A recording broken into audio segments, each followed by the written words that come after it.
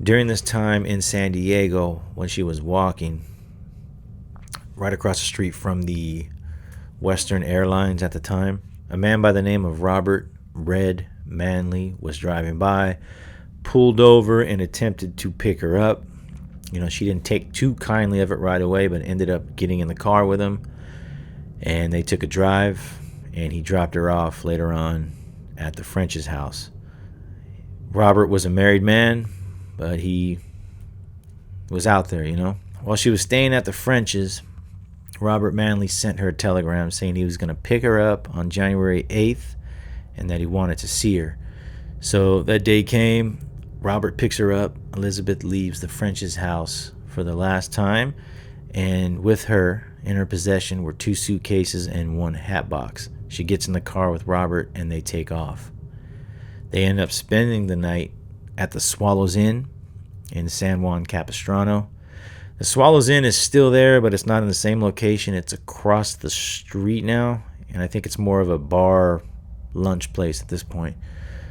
But apparently at that time it was a motel, and luckily for the sake of the case and for Elizabeth, the motel worker jotted down the license plate of Robert's car. So from the telegram being sent to Elizabeth, reporters and investigators were able to track down where the telegram came from, and from that it moved on to who this guy was, and they got that information from the Swallows Inn employee who jotted down Red's license plate. So Jimmy Richardson and his boys, they end up going to Robert Manley's home, knocking on his door. He's not home. His wife Harriet, who's holding their little baby, answers the door. They tell her what's going on. She denies that he would have anything to do with such a crime and that he came home that night on January 9th. But on that current night, that he was out of town with his boss and he would be back later. So on January 19th, Robert Manley was arrested in Eagle Rock at the home of his boss. So based on what I found records-wise, here is the house that Red Manley was arrested at. This would have been his boss's house in Eagle Rock. So back to Red and Elizabeth on the 8th of January. On the 9th of January, Elizabeth asked Red to drive her to the Biltmore in Los Angeles. She was going to meet her sister, Virginia, there. Initially, she just wanted Red to drop her off, but he knows the area. He knows it's the bad part of town, so he said, let me just go with you. Takes her to the Biltmore, and he stays with her for a little while. She goes and freshens up. So in the meantime, Red is looking for Elizabeth's sister, Virginia, who Elizabeth described. He goes and asks some of the employees. He's looking around the lobby, and no one matches the description. Eventually, Red leaves her there. So Elizabeth was seen there in the lobby between the hours of 6:30 to 10 o'clock. They said she went to the Western Union desk at one point. She made a couple of calls at another point. Why she was there, I don't know. I mean, they asked her sister if she was supposed to meet her there, and she said no. So why the Biltmore? Was it just to get away from Red? Was it really to meet someone else? I mean, these are things we'll never know, but these are the important questions in my mind. So as most of us, if not all of us who are interested in this case, has heard the story of a doorman opening the door of the Biltmore for Elizabeth, tipping his cap, and she walks away down Olive Street into the fog. Now that may be true, but in the DA's files from the LAPD summary of the case, and I'm taking this directly from the LA Daily Mirror, shout out to them, but this is directly from them, and this is a statement. Again, this is a statement from the DA's files.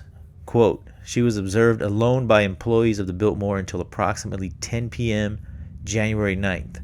Mr. Studholme of the Biltmore Hotel stated that he observed the girl get up from the lobby as if she had been signaled by someone on the outside and walk out of the Olive Street entrance.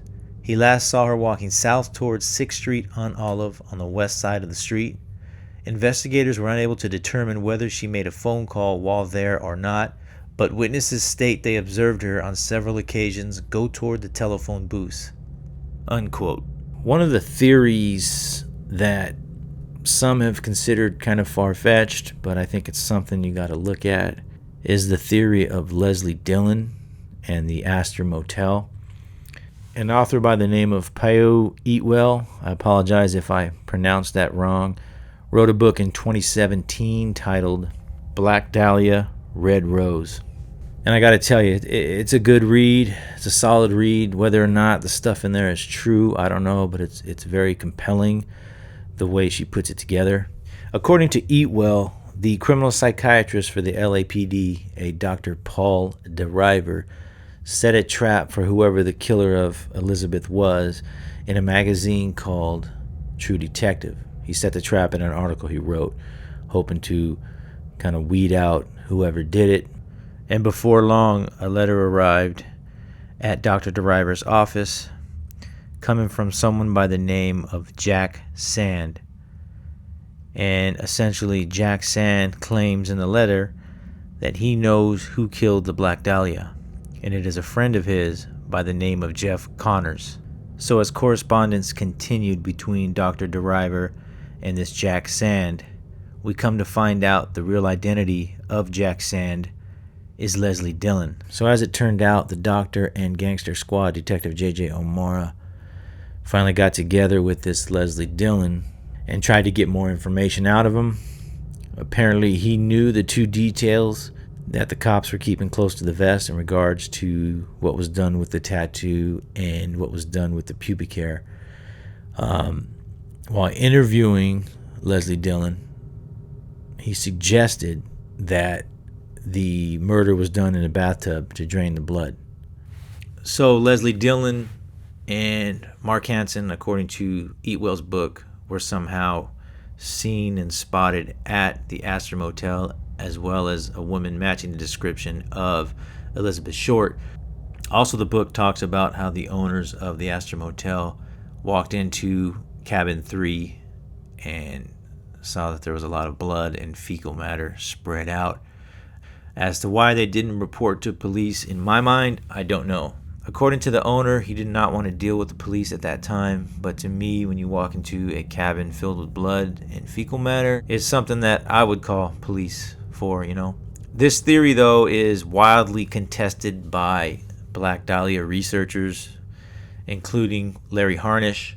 Larry Harnish unequivocally states that Leslie Dillon was no doubt about it in San Francisco the night of the murder.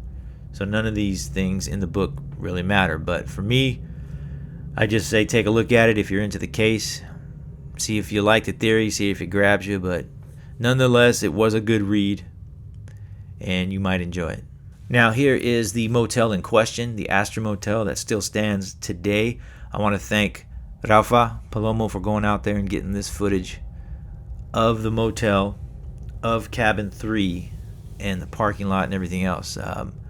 For those that believe the Leslie Dillon theory, this is pretty interesting to take a look at. LAPD's chief forensic specialist, Ray Pinker, and his boys did come and test the rooms here, including cabin 3 at the Astor Motel back then. And the only blood that was found, if I remember correctly, was droplets from when a woman was menstruating. But as far as any trace evidence or any detection of any other blood at the time, it was negative.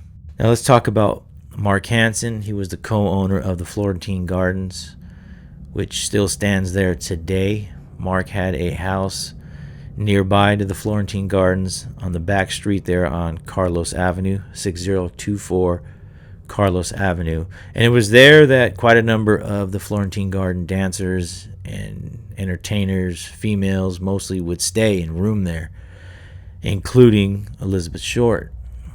And based on another roommate there by the name of Ann Toth, who became a close friend of Elizabeth's, Mark Hansen took a liking to Elizabeth Short. Now, according to him, she didn't mean much to him. According to him, he kicked her out a couple of times, but it has been noted and it has been stated that he had a thing for her. He did take her in a couple of times to stay at his house, but he also did kick her out. Now, he claims the last time he saw her was December 8th. Mark Hansen stated that at one point he had to kick out Elizabeth and her friend Marjorie because Marjorie was drunk a lot and Elizabeth would bring a lot of undesirables to the house. Strange men, according to Mark Hansen, and it just wasn't right, so he had to get them out of there.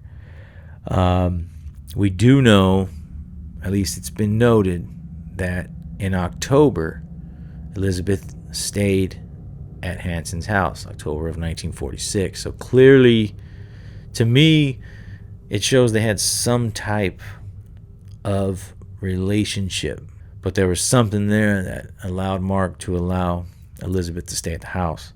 According to Ann Toth, she stated that Elizabeth told her that Mark is trying to make her, and that Elizabeth told her she would sometimes have to leave her boyfriends or whoever she had with her at the time outside or down the street so Mark didn't see them. Mark did become somewhat of a suspect and was involved in the grand jury investigation, but they couldn't prove anything.